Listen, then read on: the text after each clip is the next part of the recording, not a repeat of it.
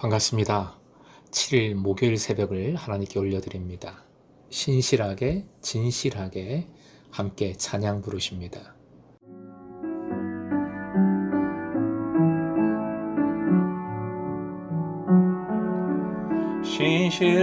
신실하게 진실하게 거룩하게 살게 하소서.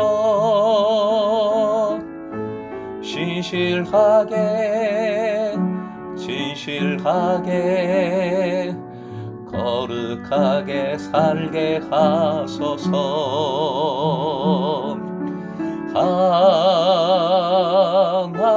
하나님 나의 마음 만져주소서. 하나님 나의 영을 새롭게 하소서.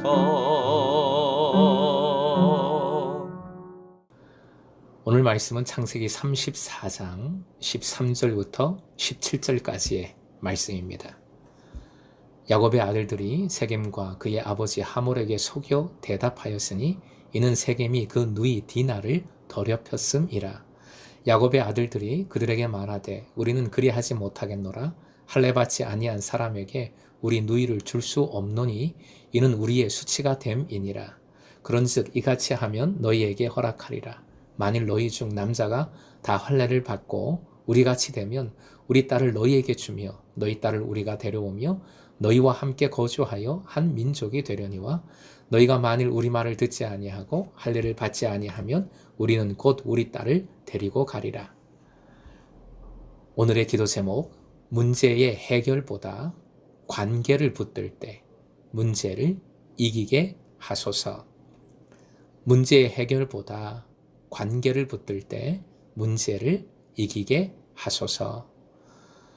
본문은 하몰과 세겜의 제안에 대한 야곱의 아들들의 반응인데 속여 대답했다는 표현이 13절에 나옵니다. 속임의 내용은 이어지는 14절 이하에 등장을 하지요. 다만 13절 하반절에는 속이는 이유가 나옵니다. 화연 보시고 함께 읽겠습니다. 그 누이 디나, 그들의 누이 디나라는 표현입니다. 사랑하는 여동생이기에 어린 누이가 그런 몹쓸 짓을 당했기에 오빠들로서 세겜과 하몰을 속였다는 겁니다. 속이는 것은 안 되는 일이지만 그 누이라는 표현에 마음이 아프지 않을 수 없습니다. 인간적으로는 이해가 되는 그런 모습, 그런 아픔이지요. 15절부터 17절까지 앞에서 하몰은 통혼의 경제적 이점들을 매우 강조했죠. 반면에 이 말씀에서 야곱의 아들들은 결혼의 종교적 장애물들을 강조하고 있습니다. 할례받지 않은 사람과 결혼하는 것은 매우 수치스러운 일, 있을 수 없는 일이라는 것이지요. 아브라함 언약의 핵심 규정을 인용하고 있습니다. 창세기 17장 10절 같이 읽겠습니다. 너희 중 남자는 다 할례를 받으라. 할례를 받을 때만 통혼이 가능할 것이고 이스라엘 사람이 세겜에 정착하게 될 것이며 세겜 사람들과 하나가 되어서 한 민족이 될 수 있다는 겁니다. 야곱의 아들들은 돈은 결혼과는 전혀 관계가 없다고 주장하고 있는 것이고 결혼은 오직 이 종교적 정체성의 문제다라고 강조한 것입니다. 종교적인 문제가 사실 진짜 무섭지요. 목숨 거는 문제가 종교적 문제입니다. 17절 맨 끝에 표현이 바로 그런 뜻입니다. 함께 읽겠습니다. 우리는 곧 우리 딸을 데리고 가리라.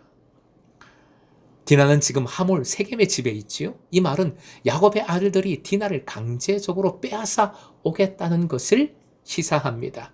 은근하지만 매우 강한 압박입니다. 할례를 받지 않으면 이 종교적인 문제가 해결되지 않으면 전쟁도 불사하겠다 하는 겁니다. 하물과 세겜 입장에서도 결코 원하는 방향이 아니지요. 우리의 누이 디나입니다. 오빠들은 지금 얼마나 억장이 무너졌겠습니까?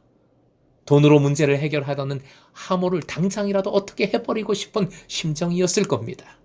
그런데 어떻게 이렇게 영악하게 금방 야곱의 아들들은 이 속임수를 쓸 수 있었을까요?